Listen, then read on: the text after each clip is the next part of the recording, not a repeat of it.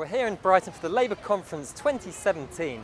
2 years ago, Jeremy Corbyn came here when he was newly elected as leader of the Labour Party.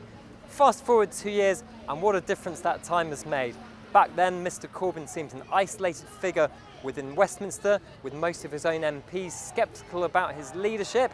And since then, last summer, we had a massive coup against him by 173 of his own MPs who declared that they had no confidence in his abilities to lead the party. But back in June, we had the general election in Britain where Labour got 40% of the vote. And that proved wrong all those critics within the Parliamentary Labour Party, within the media and elsewhere who said that his brand of old-style socialism could not do well with the British public at large. And what we saw in June, Theresa May from the Tories tried to make the election all about Brexit. Mr Corbyn campaigned very strongly on issues such as public sector pay, the austerity programme of the government, and he picked up a large groundswell of support, particularly from young people.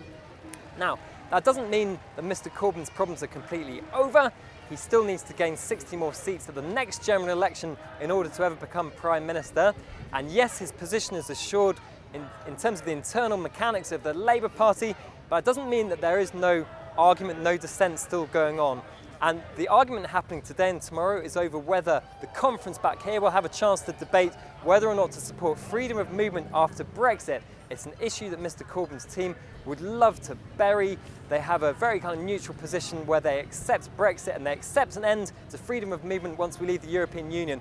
A lot of delegates want to discuss it, and we can see behind us here there's protests going on at the moment in favour of open immigration, and that's one issue that Mr Corbyn can't get away from this week. But elsewhere, spirits are high. There was a rally last night with more than 6,000 supporters of Mr Corbyn in a park in Brighton, and compared to the feuding Tory party, Labour looks relatively united. Jim Pickard, Financial Times, Brighton.